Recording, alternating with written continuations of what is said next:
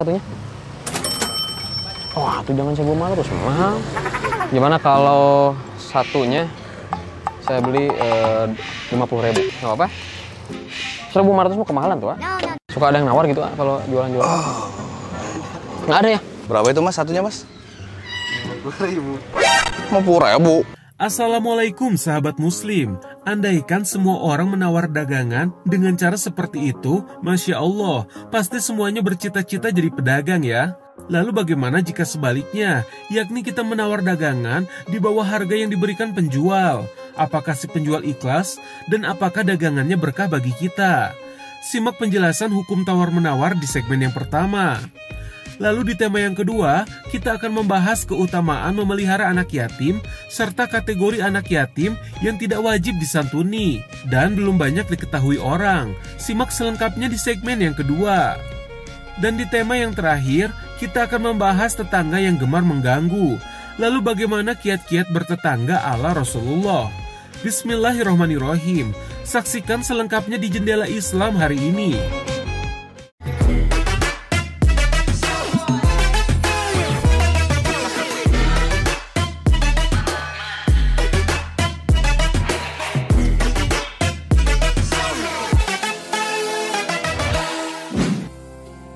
Sahabat muslim, menawar dagangan sepertinya sudah biasa bagi kita, terlebih bagi para ibu-ibu yang gemar berbelanja di pasar.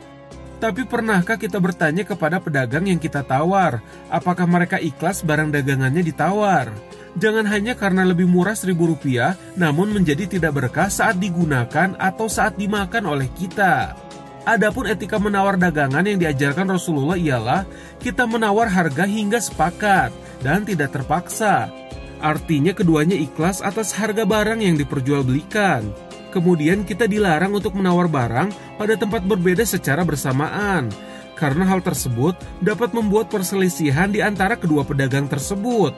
Terkadang pembeli sering berkata, di toko sebelah kok lebih murah ya? Kenapa di sini mahal? Padahal tanpa sepengetahuan pembeli, bisa saja hal tersebut mengadu domba antar pedagang. Ada baiknya bila harganya tidak cocok, sebaiknya Anda pergi dan mencari harga yang lebih cocok. Selain itu, hindari meminta bonus setelah mendapat potongan harga. Karena perbuatan tersebut sebuah kecurangan, karena tidak disebutkan pada awal kesepakatan.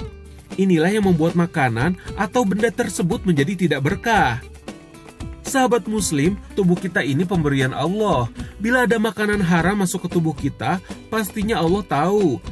Dan tentunya Allah akan meminta kita terlebih dahulu membersihkan diri kita agar seluruh ibadah dapat diterima. Sedangkan bagi para pedagang, Anda bisa meniru cara berdagang ala Rasulullah agar jualan Anda laris dan berkah. Di antaranya berjualan dengan cara yang jujur, menjual dengan harga sewajarnya dan tidak mengurangi apapun. Dan yang tak kalah penting ialah tidak menjatuhkan pedagang lain atau menjelek-jelekan penjual lainnya. Itulah kiat-kiat dagang yang dicontohkan Nabi. Lalu bagaimanakah tawar-menawar yang dilarang di dalam agama Islam? Berikut pemaparannya. Bismillahirrahmanirrahim. Alhamdulillah wassalatu wassalamu ala Rasulillah.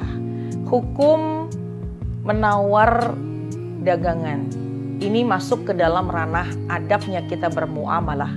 Adabnya kita hubungan antar manusia, yaitu perdagangan atau perniagaan atau jual beli. Ya.